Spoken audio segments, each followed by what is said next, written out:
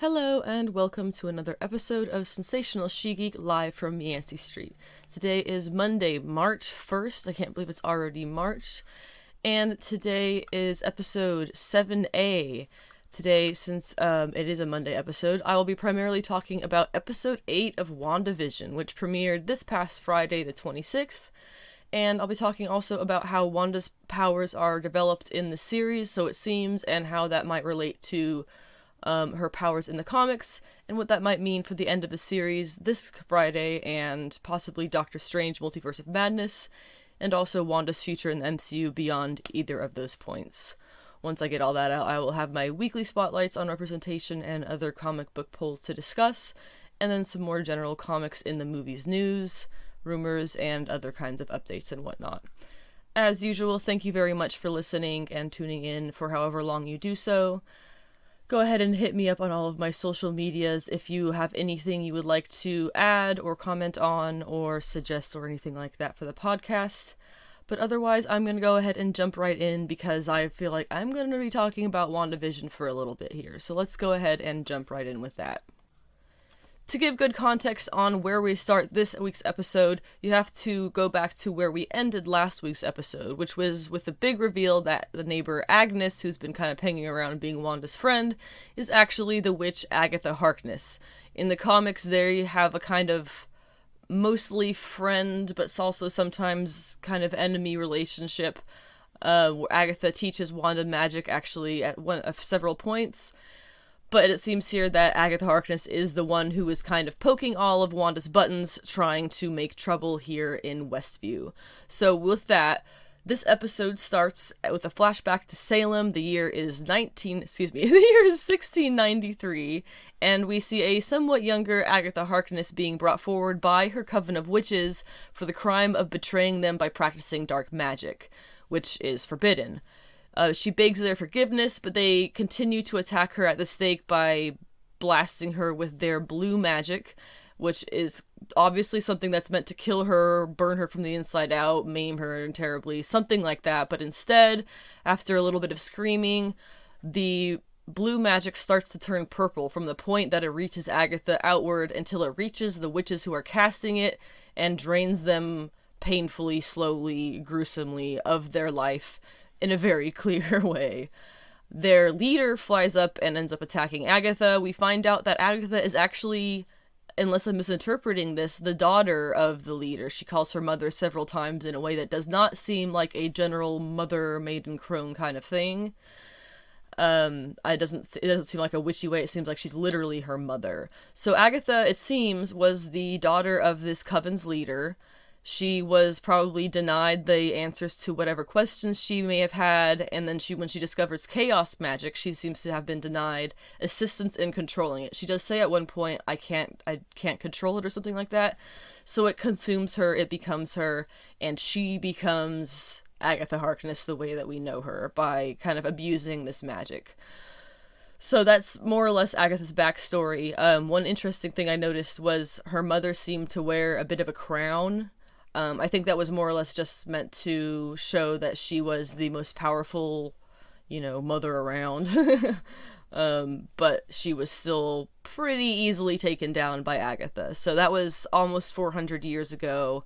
She's had plenty of time to learn, mature, smarten up, and get better at all of this magic stuff that we're now starting to see. So then it goes back and it picks up right where we kind of left off in the basement with, well, it's not really the basement, it's wherever this place is with Agatha and Wanda. And I don't think I mentioned it on the last episode, but it's definitely worth mentioning, and I'm very curious about the walls seem to be carved with devil faces. And there's all this talk of Mephisto. I know, and even I am a bad person. I do that a lot, talking about Mephisto possibly coming into the show. But, with chaos magic and things like that, there is a reason to think that he might pop in and be interested in what's going on here. So I'm very curious if that devil symbol on the pillars is relevant to him in any way, or if that's just kind of Agatha being a kook, which, I love. So Agatha takes a minute to talk to Scratchy during the scene. Not sure still if he's a real rabbit or if he's really her son Nicholas Scratch, the warlock, turned into a rabbit, or she could just be crazy. At one point, she turns a bug into a bird while she's demonstrating all of these magical things that she can do to Wanda, or demonstrating to Wanda all these magical things she can do, to clarify there. And she throws the bird to Scratchy the rabbit, and he eats it. That's a little disturbing, and also I think would make you think even more that he's not a regular rabbit. Wanda can't... oh yeah, and she also confirmed that... Agatha confirms that telepaths can't... Her thoughts are not available to them, is what she says. Which would make sense because we had in the previous episode... Bobby or Billy, whatever the hell his name is these days, he can't he can't hear her thoughts. He says she was empty inside, and then Wanda just then had tried to, so that's why she said that. Wanda also can't cast any spells or fight back to anything that Agatha is doing to her here, because Agatha put wards, her own protection spells on the walls, which she says makes it so that only the witch who casts those can practice magic in that space. She is taken aback the fact that Wanda doesn't know this, because she can clearly cast top-level magic, but she seems to have absolutely no training. So she also talks about fake Pietro. She says that she basically ultimately confirms that was all her. She calls him Pietro, which I love. And she says that it was Wanda's self-doubt that lets her take advantage of her mental state and really makes her fall for the fake Pietro situation, as it were. She says that Agatha says that she sensed the afterglow of, quote, so many spells cast at once coming from Westview. And that's how she discovered Wanda and this thing, and that was in the middle of her It Was Agatha All Along song. We see her come from her little witchy dress into the Dick Van Dyke era outfit that is black and white and do the little shh before she goes in and greets Wanda for the first time. And so that was, I guess, the moment that she popped in to see what the hell is going on, which was something, I guess, that we have, people, myself included, have kind of been saying. If Mephisto pops in, it'll probably be him popping in and going, oh, I'm just curious what this is. I always want to scoop it out. Well, that's basically what Agatha's doing here. So, unless he's doing that too, we'll still have to wait and see. But so that was why she came to Westview, the afterglow of so many spells cast at once. And she is confused and curious as to who Wanda is, or what Wanda is, because she can clearly, like I said, she can practice top-level magic, but she doesn't know a damn thing about magic. She's never been taught magic.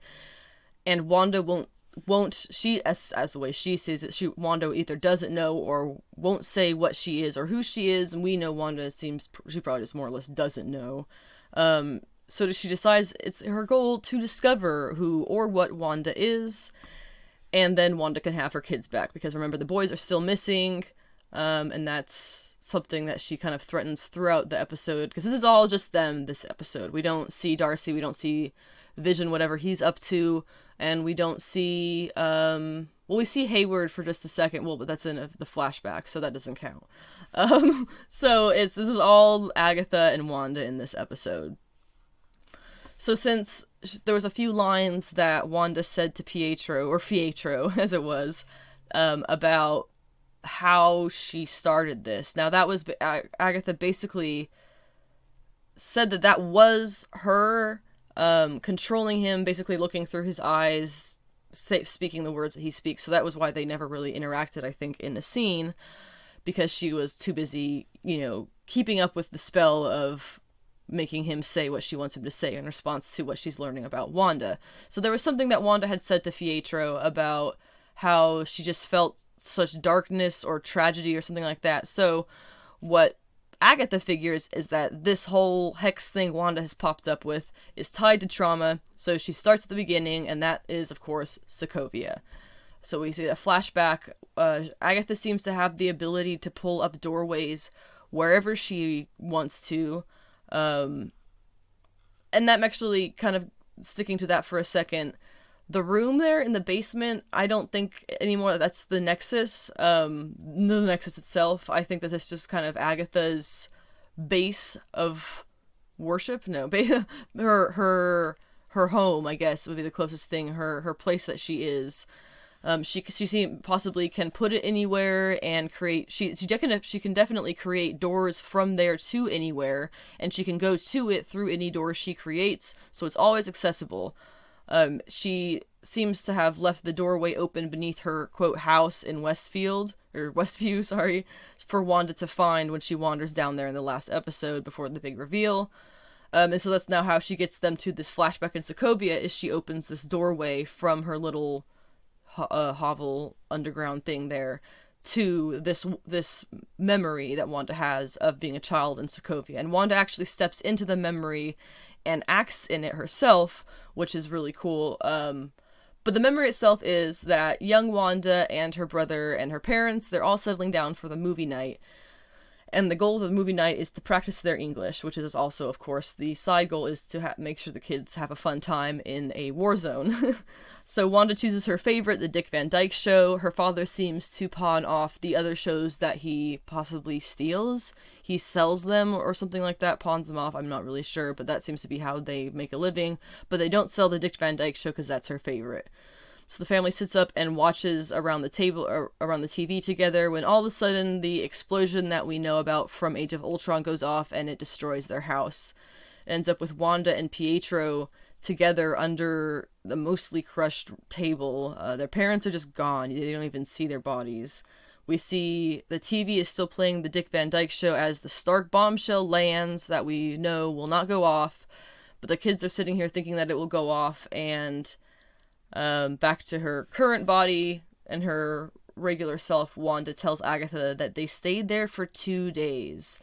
And at first I kind of wondered, was that Wanda possibly keeping it from blowing up? And on a second view, I realized that's actually, I think it was pretty obvious.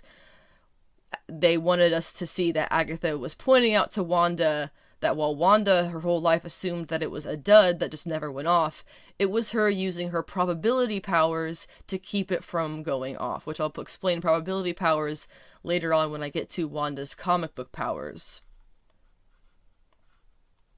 Since that scene doesn't quite satisfy Agatha at the answer she's looking for to what or who Wanda is, she takes her to the next place, which is the experimentation by Hydra when Wanda and her brother Pietro were teenagers / young adults. It's not super clear, but I think they say teenagers a few times in other movies, so we'll go with teenagers. The scene that we see is Wanda walks into the lab. She is meant to be exposed to and touch Loki's staff, which, remember, has the Mind Stone inside of it, and we actually get a little clip of the lab dudes talking to themselves, among themselves, about how nobody's survived this experiment yet. So they have Wanda state that she is a volunteer, and she goes forward and approaches it.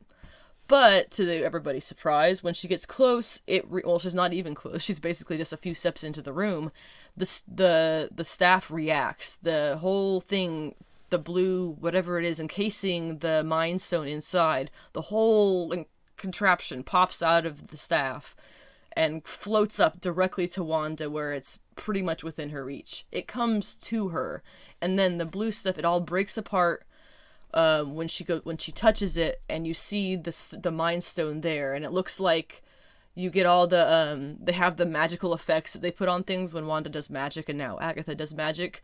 They put kind of those magical effects and things all around the large sized Mind Stone, and it blasts off, and it kind of blasts her with light and energy.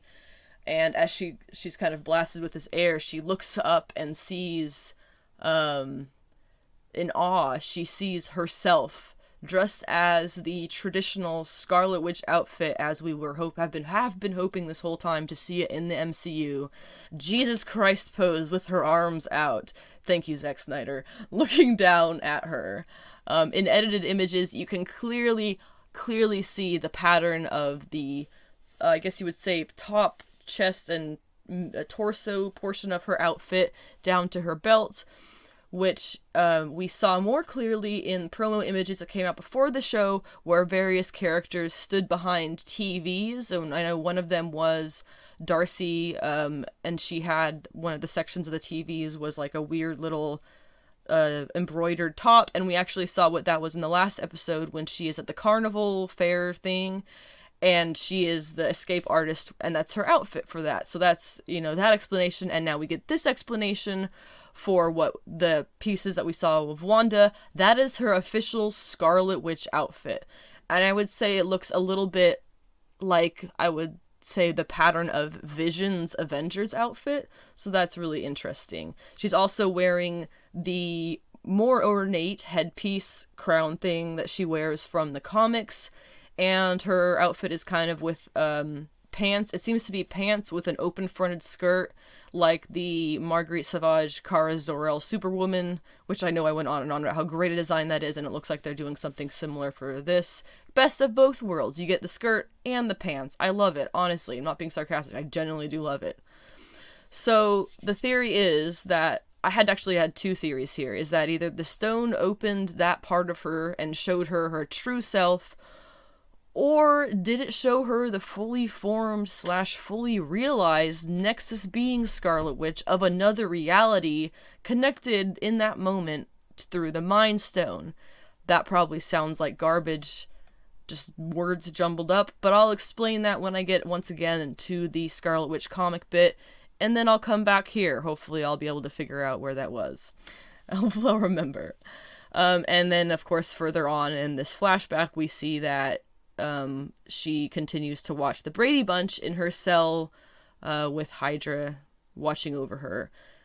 The lab guys continue to watch the recording over and over again, trying to figure out what happened, but all they see on the recording is that Wanda goes from standing to on the ground with nothing in between. It looks like somebody edited it, but we obviously know it's not what happened. It was just this really cool magical Mind Stone stuff. Woo! Okay, so then we get Wanda steps back out of the scene again and speaking with Agatha, and Agatha actually says, and I have a quote here, she got up close and personal with an infinity stone that amplified what would have otherwise died in the vine. So she has a theory, she needs more information, and the next sequence we see is something that people have been talking about a lot since the show premiered Friday on the internet, because it's a fabulous scene, and it takes place during Civil War, when she was living in the Avengers compound with Vision after Pietro died, and she has this nice little conversation with Vision. They're really doing an excellent job in this show of making sure that everyone, MCU history and watch history be damned, can watch and understand Wanda, where she comes from, and what she's been feeling. And in this scene, we see that they have this really tough conversation, of course, because Vision's trying to understand the pain that she's going through, and because he's as he is never quite going to get that, but because he is as he is, he can get pretty close, and he can see things a way that maybe no one else will see them in that perspective, and so that becomes somewhat helpful, and that's a big driving factor of their relationship. So at one point in their conversation, she kind of cuts him off and asks him, what makes him think talking about her pain would bring her comfort, because it starts to get a little, obviously, uncomfortable for her. And she goes into talking about the wave of grief that pushes her down, and each time she gets up and it comes back and it pushes her down again. And she says that she feels like it's trying to drown her and that it's going to drown her.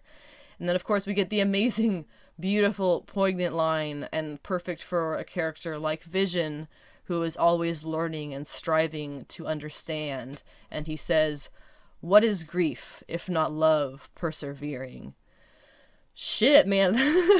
The writer of the show has gotten so much praise for this episode, because really, it is so good. This was a line that I would expect him to say in the comics. So very, very good job to everybody on this episode. But, of course, also, the one way to look at this is that Vision is only a matter of weeks old in Civil War, right? I mean, the whole Sokovia thing happened, whatever. He's only Sokovia amount of time old. He was a week old when that happened, maybe a few days old, hours old.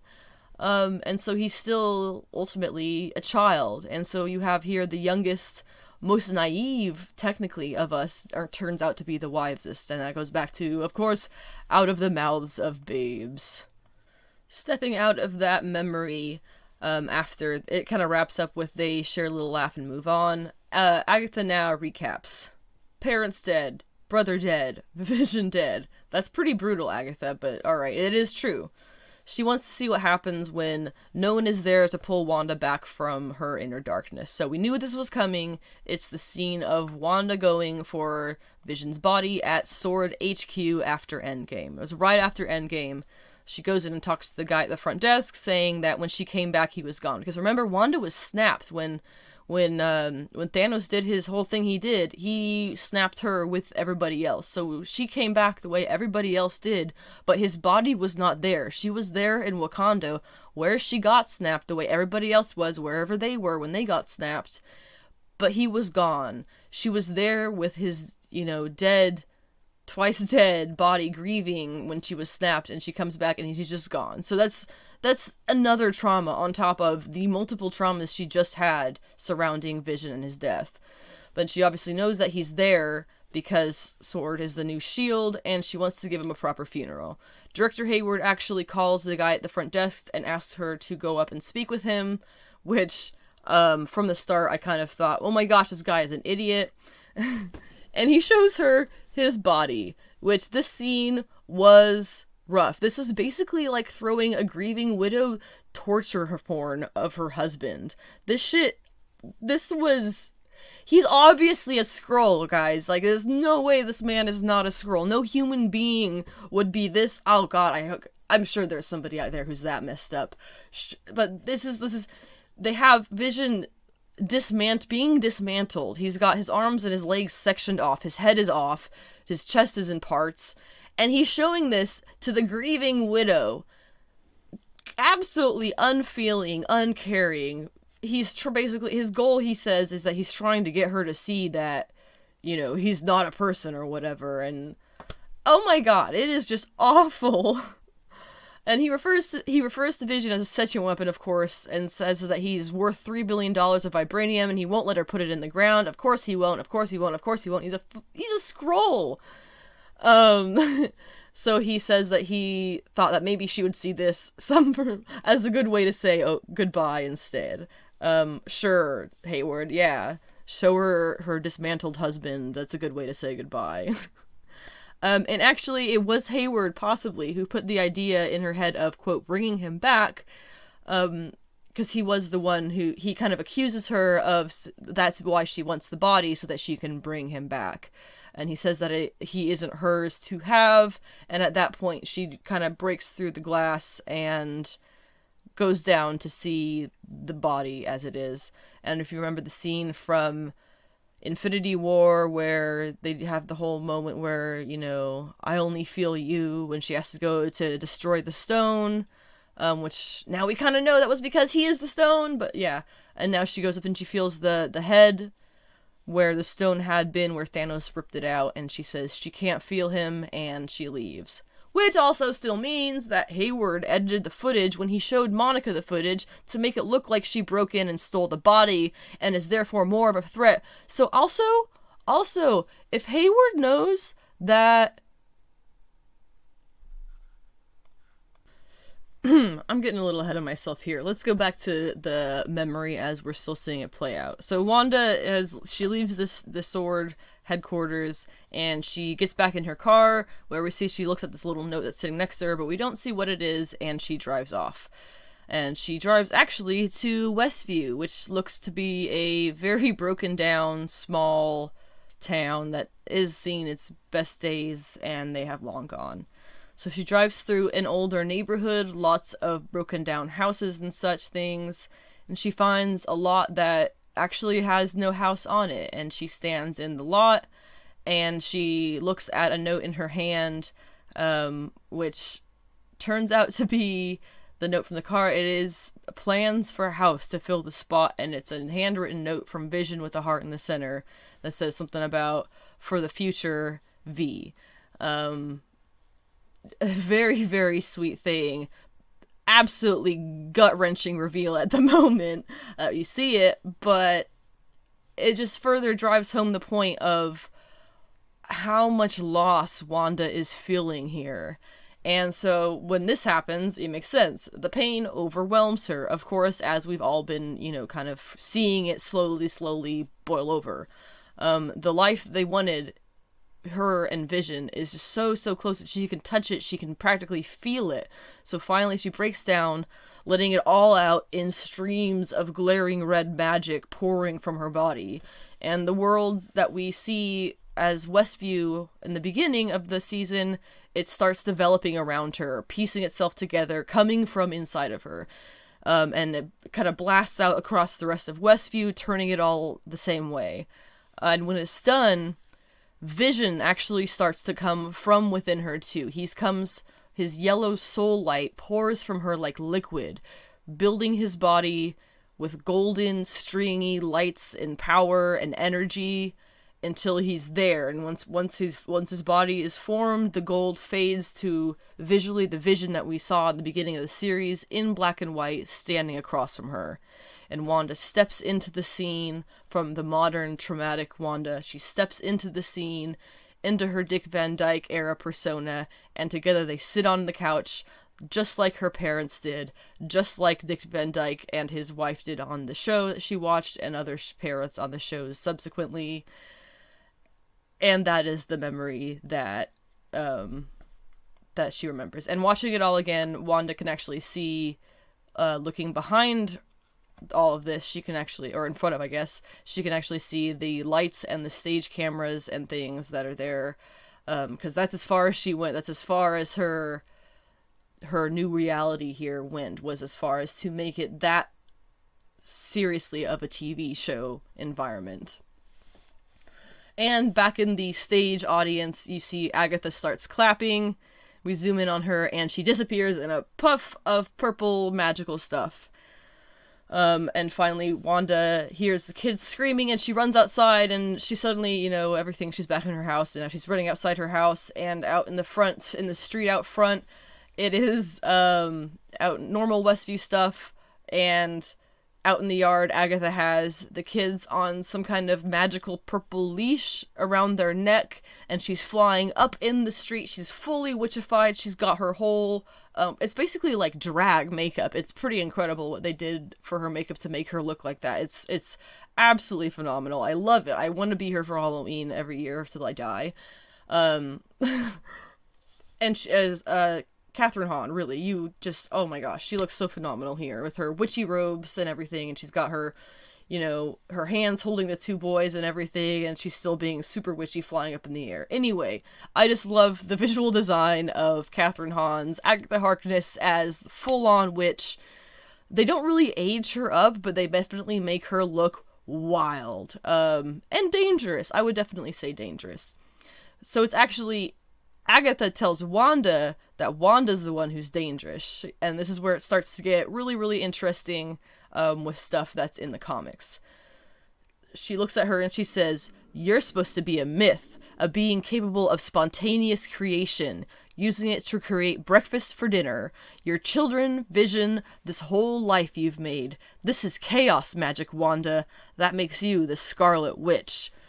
Oh, yes! So basically, this rocks. We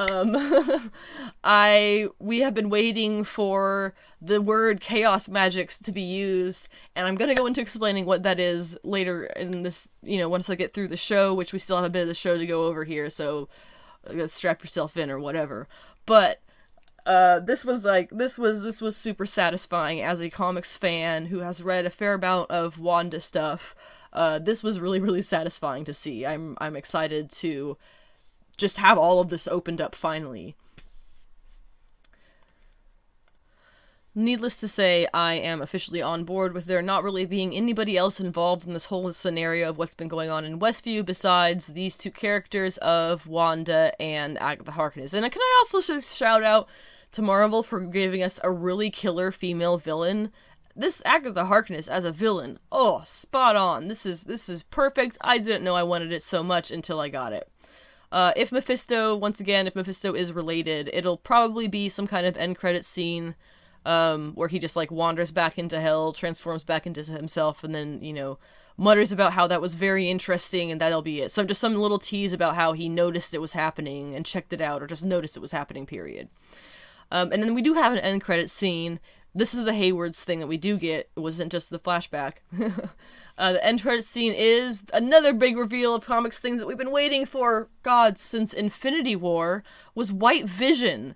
When Thanos ripped that thing out of his head, the Mind Stone out of his head, he kind of grayed out. He lost all the luster in his body. He became sepia toned somewhat. Not sepia, it was really more of grayscale. Just took down the, amount of color that was in his body. Drained him of life. And some people were saying that because he looked like that, it was going to be White Vision, and here we go. We finally have White Vision officially. He's actually white. They made him look pretty. They put a lot of effort into making this man look like he was a high-tech, Apple Vision or something, the modernized version of what he once was.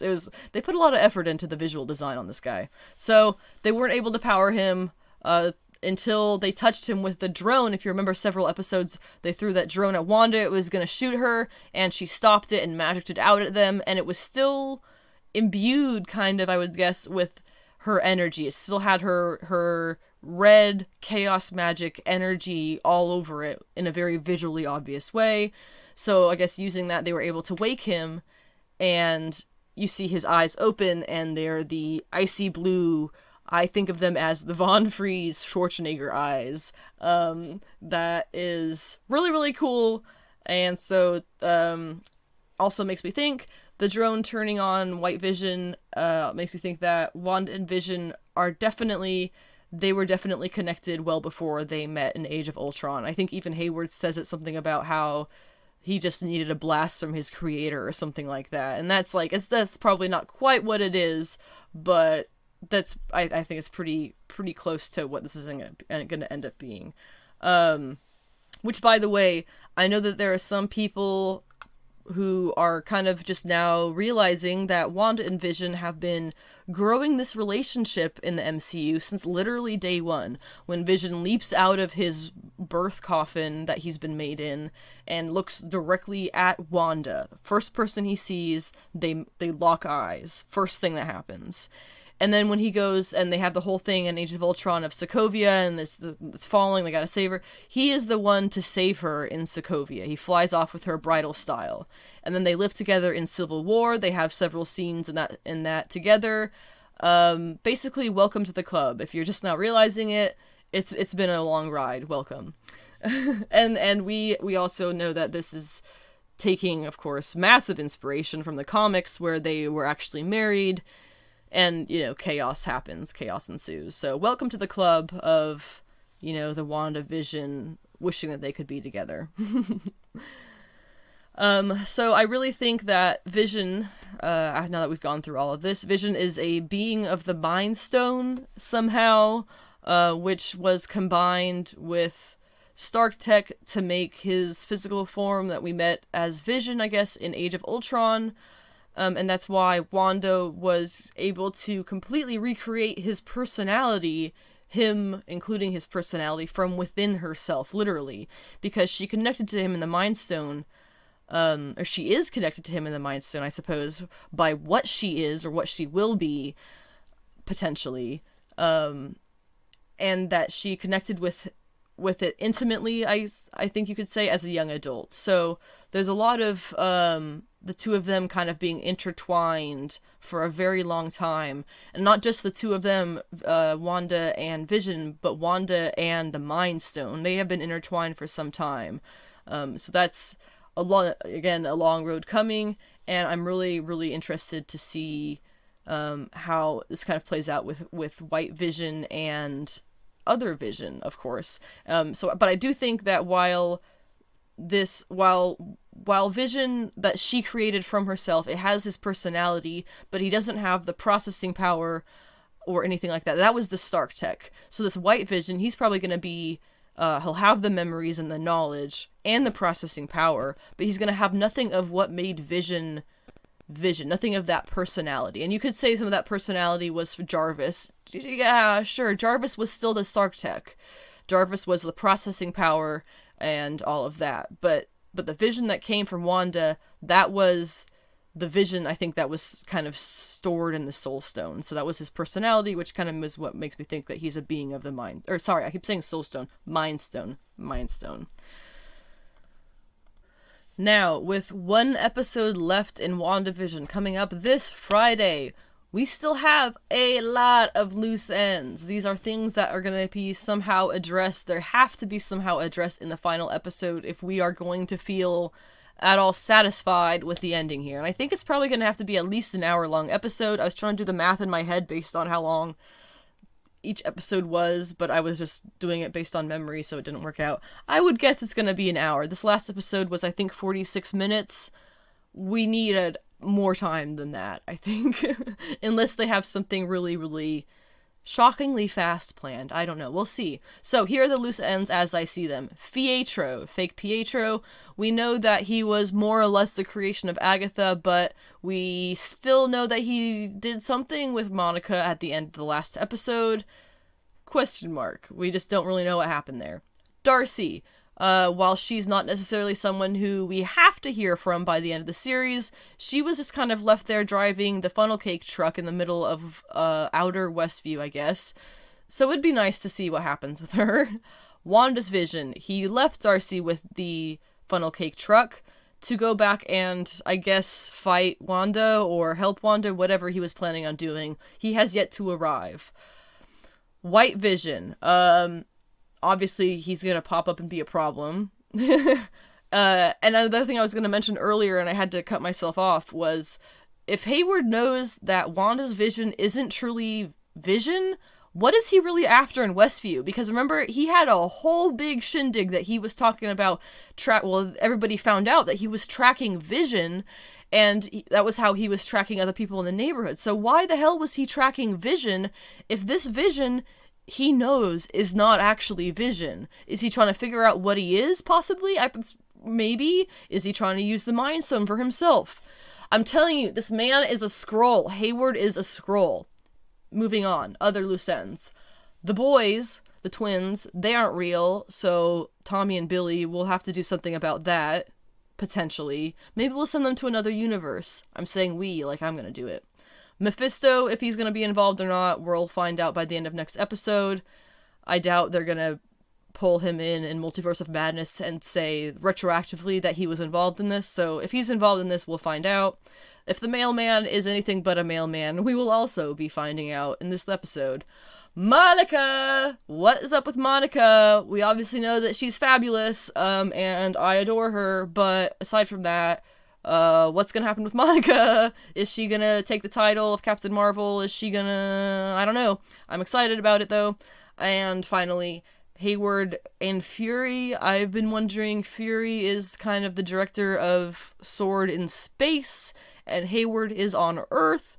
That's kind of the dynamic as it would seem. I don't know. My husband and I were kind of talking about it. He doesn't really think Fury would take an interest in things happening on Earth that Hayward's up to, but I feel like he might have a head-on secret invasion, maybe, and be already looking into that. I don't know. Again, we'll find out if that's a thing by the end of this episode. So there are a number of loose ends that we have to cover. Hopefully we will get all of these things fleshed out to the point that we'll be very satisfied, and we'll have a great ending that will leave us on the edge of our seats, but not mad about it, you know? Now, finally, I kept mentioning that I was going to be talking about Wanda's powers in the comics, so here we go with that. I know there's been all of this talk about chaos magic and nexus beings, so let me give those terms a little bit of context. I did some research for the things that I was not completely familiar with, so hopefully I will get all of this as accurate as possible. Most of this is going to come from old Avengers issues and an old Scarlet Witch series, and the Vision and Scarlet Witch, there's 2 different limited series I did of those. So it's coming from some basically 80s and 90s comics, late 70s to early 90s comics. So basically, Wanda inherited her witchcraft powers in the comics from her birth mother, the original Scarlet Witch, and they're from a long line of sorcerers, meaning that Wanda was born as a human with the power to control magic, allowing her to use the witchcraft that she was born with. And additionally, she received a blessing from Chthon, the god of chaos, the day that she was born, which allowed her to use his chaos magic as his own, and also increase her natural magical abilities. So I know I had mentioned Chthon. There was a few theories that he was going to be, it was going to be revealed that Chthon was currently possessing Wanda. After having done this research about this, it's probably the worst guess they could have come up with based around Chthon. Him showing up wouldn't be so odd, even now at this point in the series, but actually possessing her, wouldn't really, currently possessing her, that would not have made sense. So I don't know why people were theorizing that, but if you are interested in that story arc that happened, it did happen in the comics of Chthon popping up, because the whole thing about him blessing her, it turns out that he was actually doing that because he wanted to come back and possess her at a certain time, once she matured. And that starts, let's see, in Avengers, starting in issue 186 in the year 1979.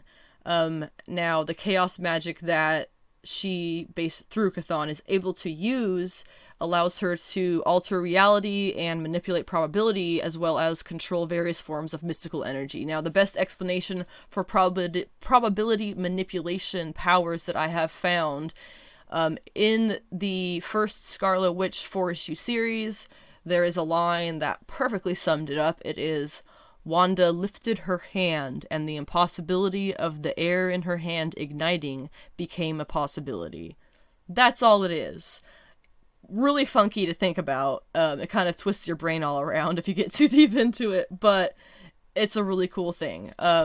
So, and on top of all of that, the Chthon, the chaos magic, the being born a witch, blah blah, witch in her blood, she was also, the High Evolutionary also altered her as a child to make her more receptive to magical energy, because she and her brother Pietro were born at Wundagore. So, it's a really weird, complicated story, and I believe that takes place in Avengers 186.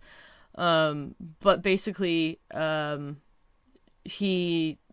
mother ran off and left the two of them with him, and then he just experimented on them. So weird shit. But personally, I think the High Evolutionary is going to show up in the MCU at some point, because not only does he have this very odd intertwined history with Wanda and Pietro, but he also created Jessica Drew's Spider-Woman, and Rocket, actually. He created Rocket, too. His base is Wundagore, so I would not be super surprised to see him pop up in the MCU, as well as, Mephisto and all these other guys we're talking about.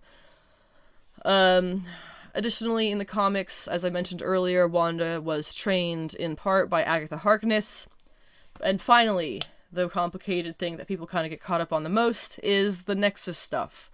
Wanda is a Nexus being of the main Earth 616 universe of the comics, which means she is a being who, quote, personifies the realm's character, unquote, and serves as the focal point or anchor of that reality, okay? So as a Nexus being, Wanda is the living focal point for her Earth's mystical energies, and belongs equally to all possible timelines and realities. And that last part of belonging equally to all possible timelines and realities basically means there is a Wanda in every timeline, reality, spin-off universe, whatever, every possible universe. There is a Wanda, and she is their Nexus being. So, Nexus beings, based on the research that I was doing this past week, they're talked about a lot in that Scarlet Witch 1994 series. Issue number 2 is where it goes over it. Now, I know online it says issue number 4, and that is false. It is issue number 2. It actually has the quote of that she is the node of each world's mystic energies.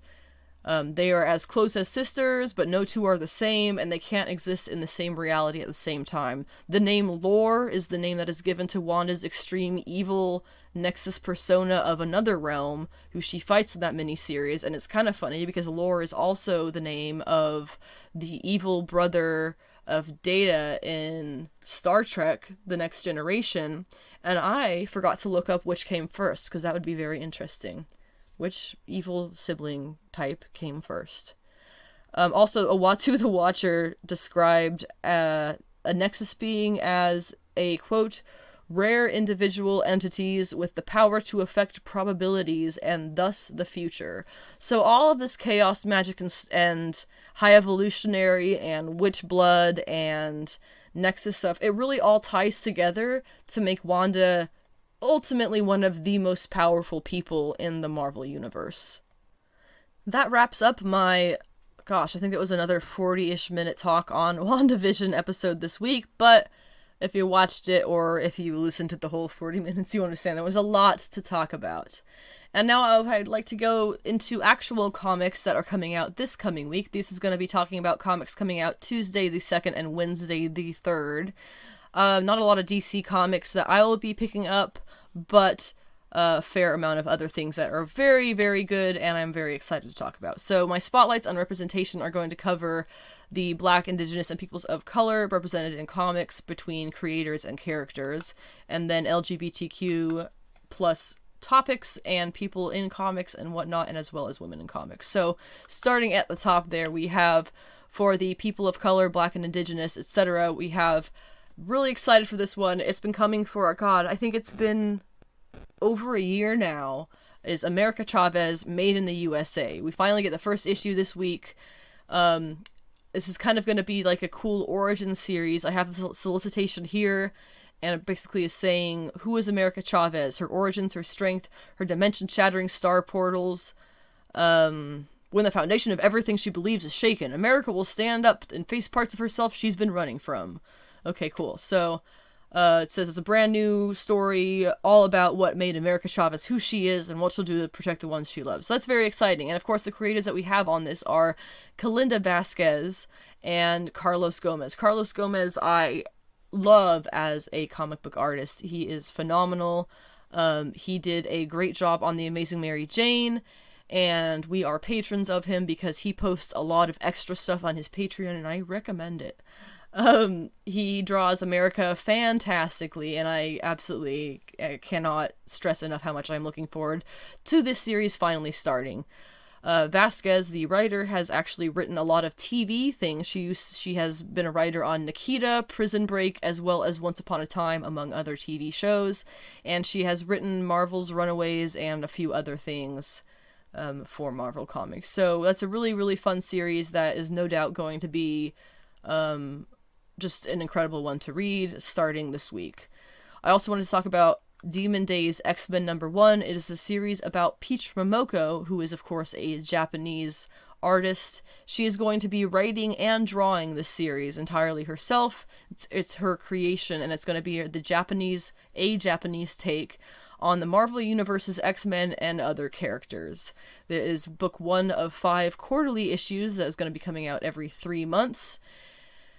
And it's really, Peach Momoko is probably one of the most collected artists currently doing variants and interiors for comics. She doesn't do a lot of interiors, if at all any, so it's pretty exciting that she's going to be putting out, even though it's only every 3 months, these 5 issues for the series. They had a couple of previews that have been posted online, as well as in some comics that came out, I think, in the past couple of weeks. So go ahead and check those out if you want to see a little bit more about it before you buy the comic. There's a lot of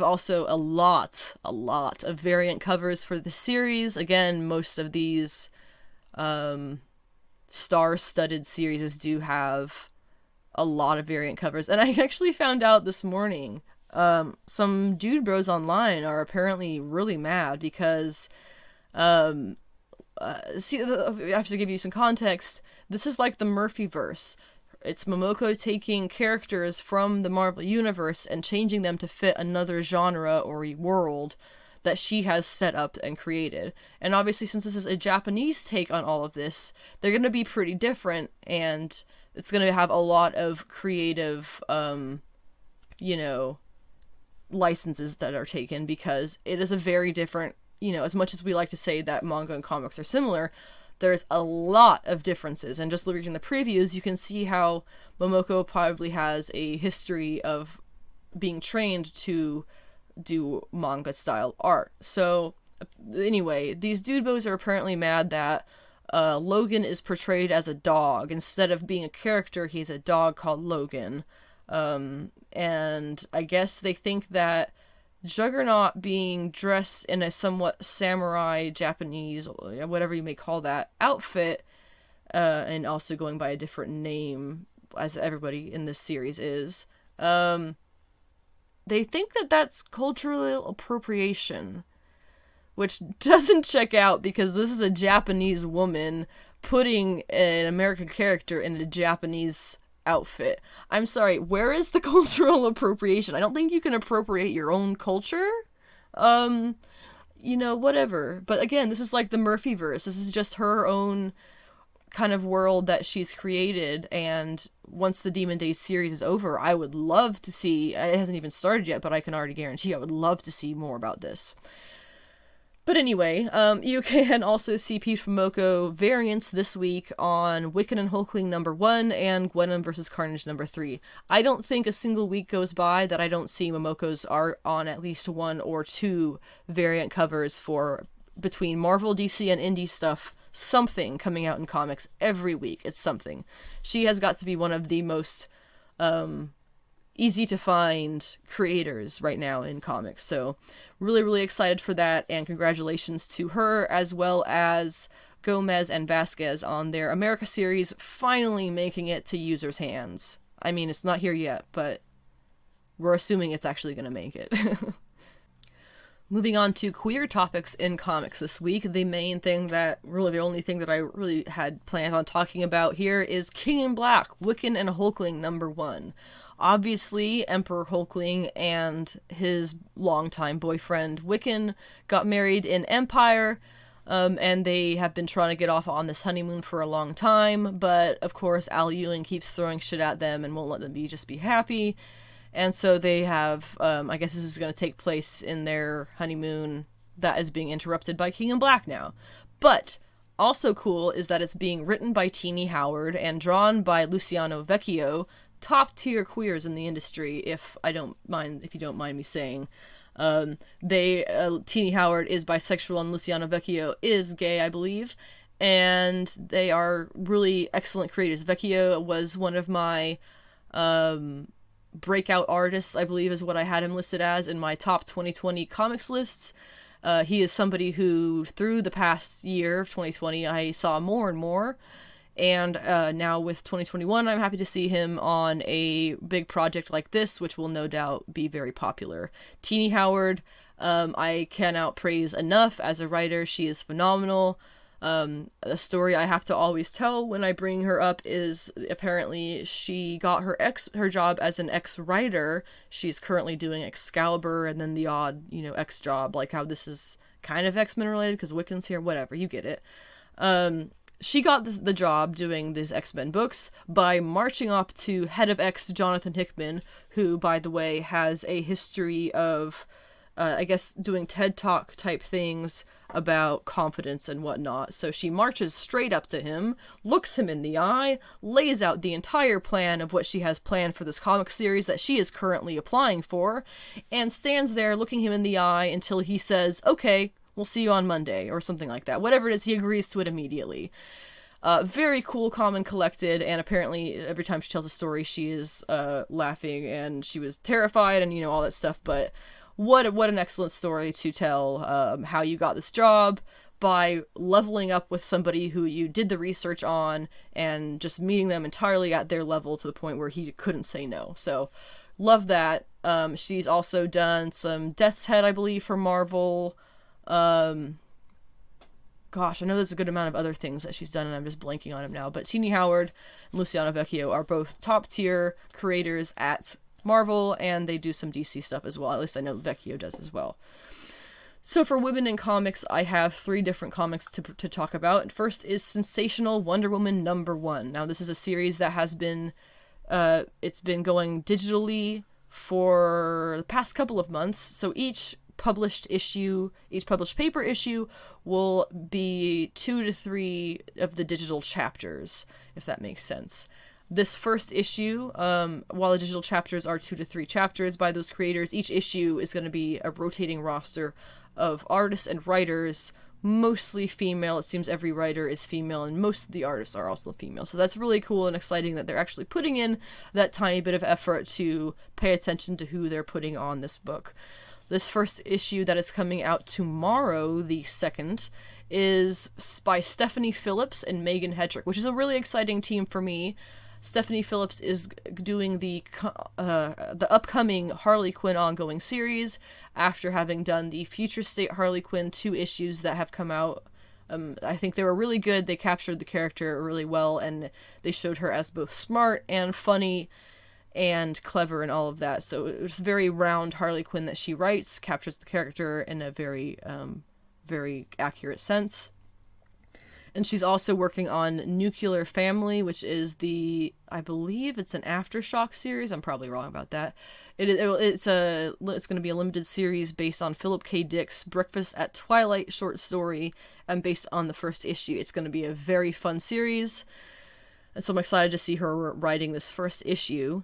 Megan Hetrick, I'm actually a patron of on Patreon, so I can attest that she is extremely busy, and she herself is an enormous comic books fan. Currently, she is working on for herself, not for Marvel. It's not anything licensed, but she's creating a complete tarot deck out of Marvel characters, and she actually specified that she is doing it she's doing all of the research to make sure that the characters she picks are accurate to the meaning of the tarot card, not necessarily what is on the image or what your first gut reaction might be to the name of the card. So, and she does a lot of other really cool stuff. She's got stuff for her patrons that she sends out monthly, and I definitely recommend checking out her Patreon. Discord is also really fun to be a part of. So Sensational Wonder Woman #1, definitely check that one out. I will be doing so myself tomorrow. I already talked about Demon Days X-Men #1 by Peach Momoko. She does write, draw, color, and has created the entire series herself. It stars Sai, which is her take on Quanin/Psylocke. It is obviously, the Japanese Quanin. It's not Betsy Braddock. I don't know why people even ask that question.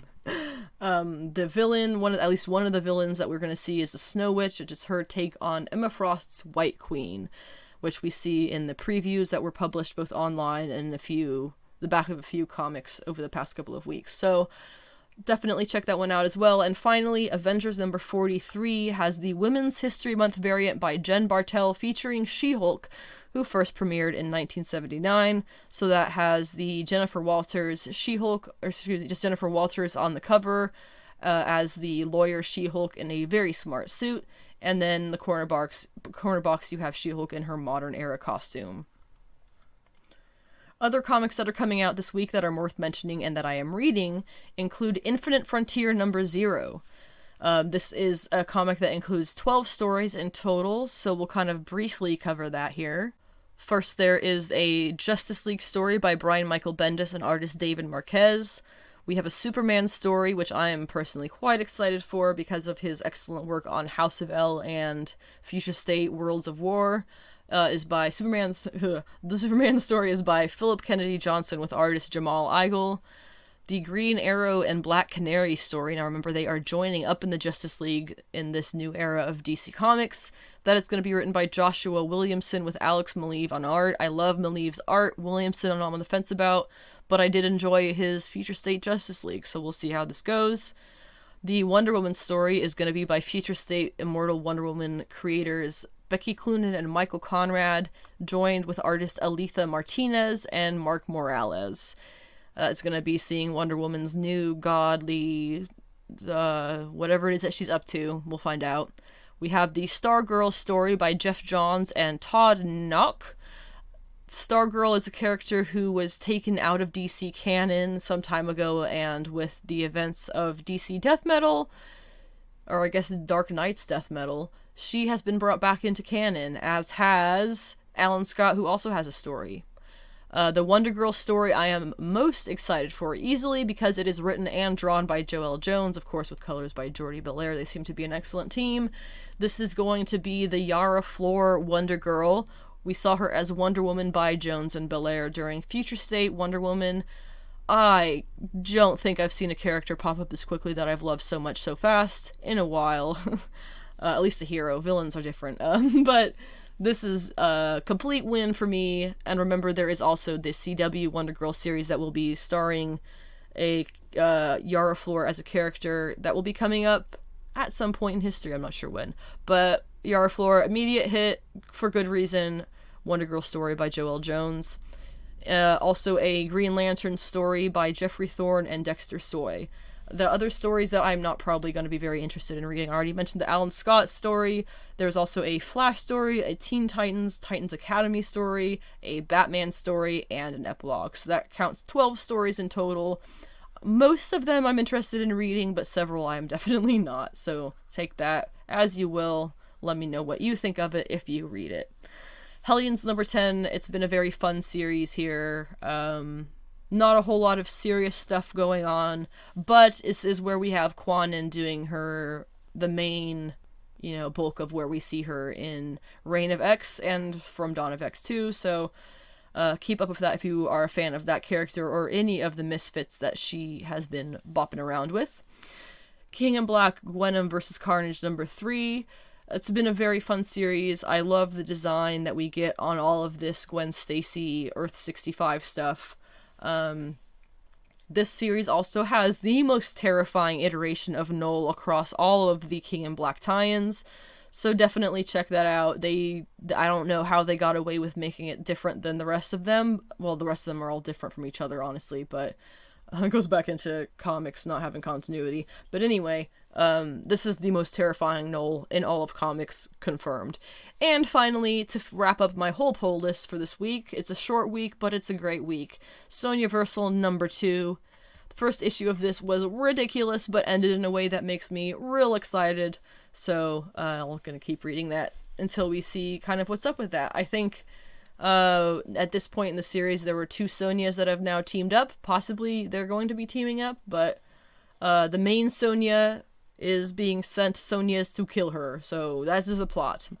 And I am really excited to figure out what is going to be happening next with that series, as well as all those others. And remember that is not all of the comics that are coming out this week. There is so much more always that are coming out than I will ever mention.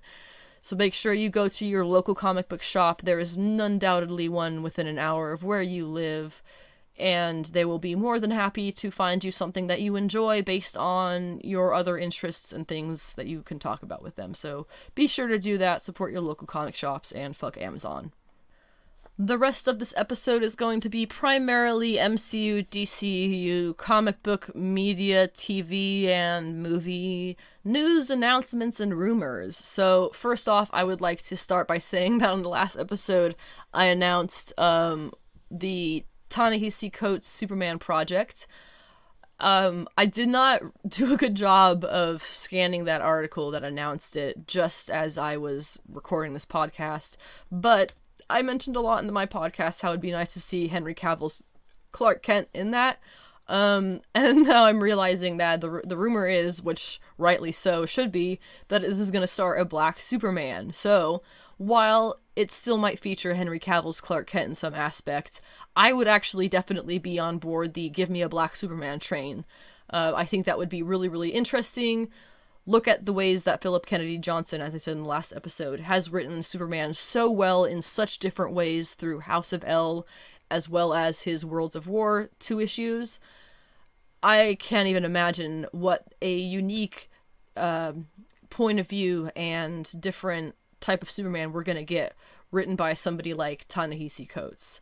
Odds are that this is going to be either Val Zod, who is the Superman of Earth 2, or Calvin Ellis, the Superman of 23, who is also president.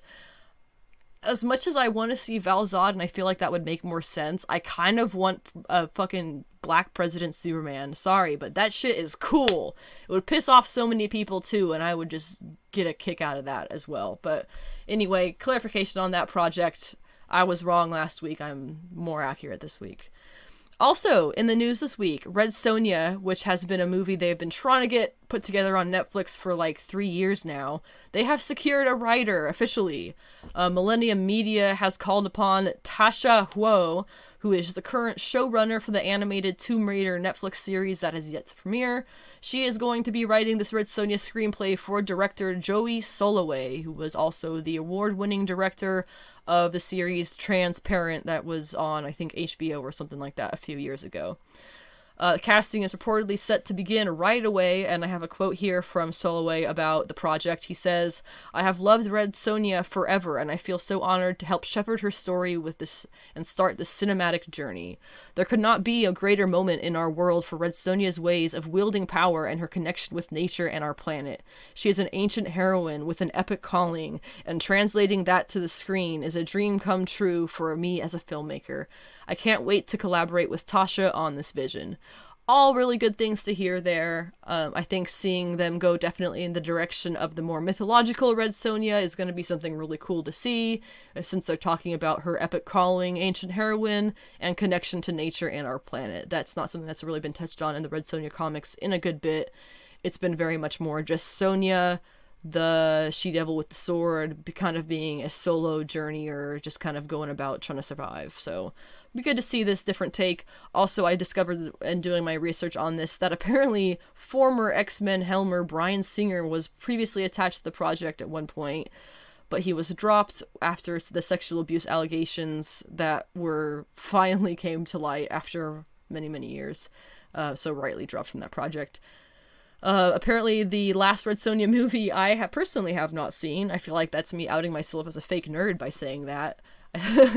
But it was directed by Richard Fleischer in 1985, and it starred Bridget Nielsen and Arnold Schwarzenegger. It was a box office bomb, but developed a cult following, and most of this information I got from Hollywood Reporter. I feel like I should mention that as well, so it doesn't sound like I'm just pulling this out of my butt.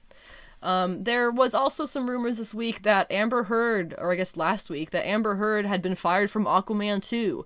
The rumors started late last week with additional rumors that Emilia Clarke would be replacing her, which is funny and would be cool since she and Jason Momoa, who plays Aquaman, already have great chemistry as we saw in Game of Thrones, and they are really great friends, and his wife likes her too, so it's not like it's weird like that. They're just friends, but they're great chemistry on screen. Unfortunately, it's starting to look less and less likely that these rumors are true. The call to get Amber Heard removed from her role of Mera, it started with her accusations against Johnny Depp for abuse, which he came out and then had evidence that she was actually the abuser, crying wolf on him, the victim. So what? It's not an official thing, but if you look into it online, you can see it's a pretty clear case. It's from my standpoint, his evidence of abuse versus her wild claims that don't match up. But these calls to get her pulled out of the position of Mera started getting more and more broadly demanded after Warner Brothers kicked Johnny Depp from his role in the Harry Potter spin-off series Fantastic Beasts and whatever it's called. I don't watch it myself. I couldn't get into the first one. And they supposedly did this because he lost a European libel case against Amber Heard, which is super weird because I remember several years ago, Warner Brothers came out and made a statement that they had done their own private investigation into the situation and discovered that Heard's accusations were false and cleared Depp as being innocent themselves, privately, like within their own investigation. So why are they firing him now over a libel case? The only thing that I can think is that Heard was recently called back for reshoots for Zack Snyder's Justice League, which I am really not happy about because of this whole thing. You get a lot of talk about male abusers in media. You don't get the female ones called out nearly as often, and they do exist, and Amber Heard does need to get some kind of something, somebody needs to tell her she's wrong. When you have the amount of evidence stacked up against her the way you do, I am still extremely disappointed that those rumors are turning out not to be true, that she probably hasn't been removed from Aquaman 2. But I would love to have Emilia Clarke replace her. Point being. The Golden Globes were also last night. Nothing really comic related or nerd related to talk about in terms of things that won, but I really enjoyed The Queen's Gambit personally, which won 2 awards, including Best Something or Other and Anya Taylor-Joy for Best Actress of some kind. And Since I'm a major supporter of him, John Boyega won an award as well, so congratulations to him. I hope his career continues to be excellent. Also, on the same note of Golden Globes, I find that as I get older, I subscribe less and less every year to the worship of celebrities that these award ceremonies kind of seem to be about.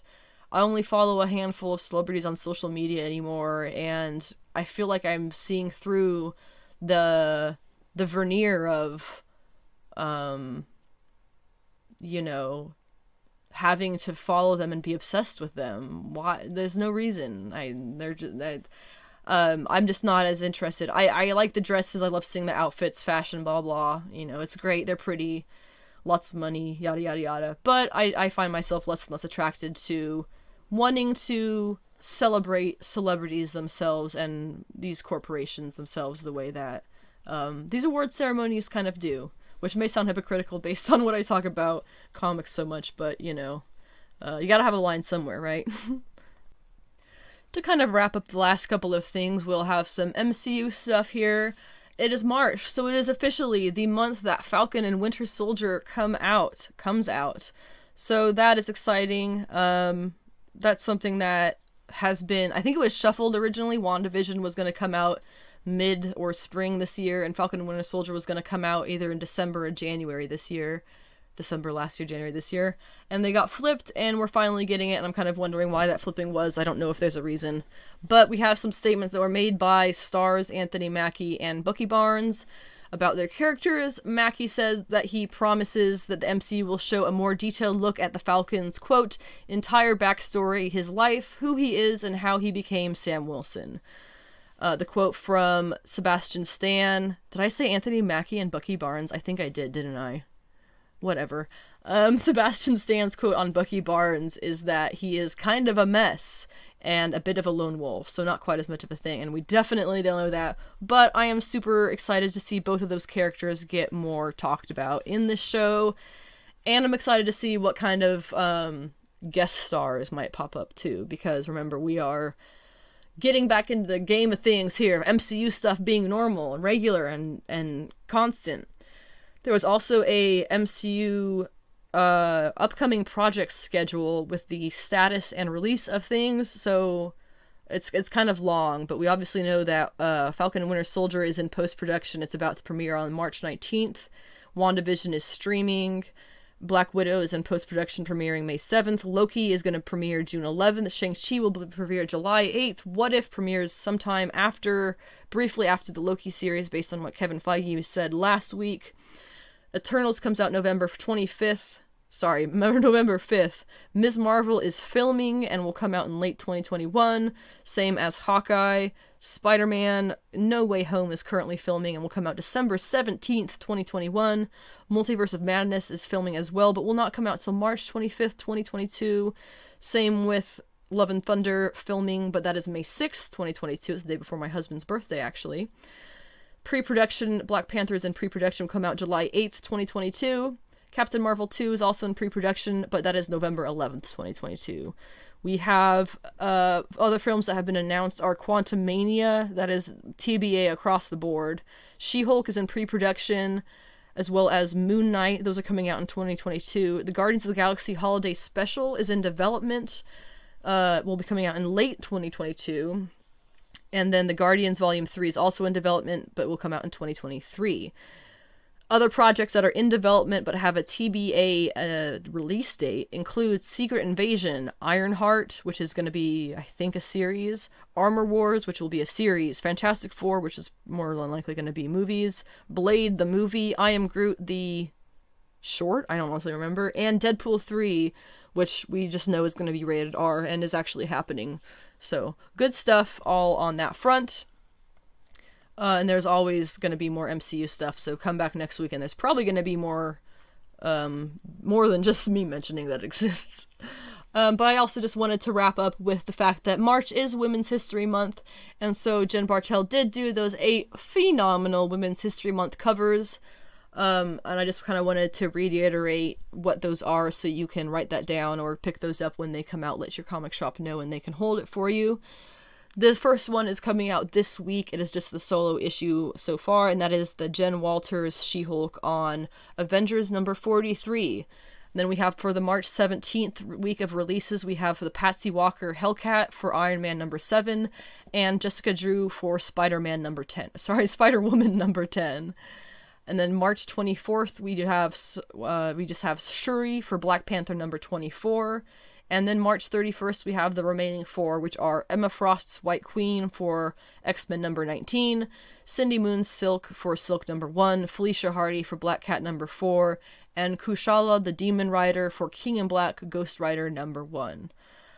So keep an eye out for those. I'm hoping that they get picked up really, really well, and we get to have more of these kind of women-themed covers, or series, or anything like that. The only series that they had planned for this year's Women's History Month was the Women of Marvel one-shot, which unfortunately doesn't come out to mid to end April, but it does include some more, I would say, obscure names, which actually has me very excited, because we need new blood, we need fresh blood in the big 2 writing, please. We don't need the same 10 names shuffled over and over again, especially if 8 of them are men and only 2 are women. Let's get some new blood in here. I'm very excited to see what kind of things they have in store for us in that Women of Marvel one-shot, even though it doesn't come until April. And that wraps up this week's episode of Sensational She-Geek live from Yancey Street. Thank you, if you've made it this far, for tuning in once again. I appreciate every listen, every comment, every like, or whatever it is that people do for its podcasts. This week, I will be having my second episode on Friday the 5th. That's going to be a hard one for me, because that's the day of the WandaVision finale. I will be working from home, and my husband will be working from work, and I have to wait for him to come home to watch it, so that means I have to stay off the internet and make sure I don't spoil it, because I will be furious if that gets spoiled for me, as I'm sure you understand. So the next podcast episode will be Friday the 5th, and that will be mostly covering comics that I have talked about this week, which will have at that point read, and I will cover what I liked about them, or if there's something really bad, I will probably talk about that too. And that's what we have in store. If you have any questions or comments or concerns, things that you liked, things that you didn't like, anything else like that, go ahead and leave me a comment or an email, something to let me know what your thoughts are, and I can adjust the podcast likewise. But thank you again for tuning in. It is the first day of March. I hope the month goes better for you than last March probably did. So have a great Monday, have a great week, see you Friday, and stay sweaty.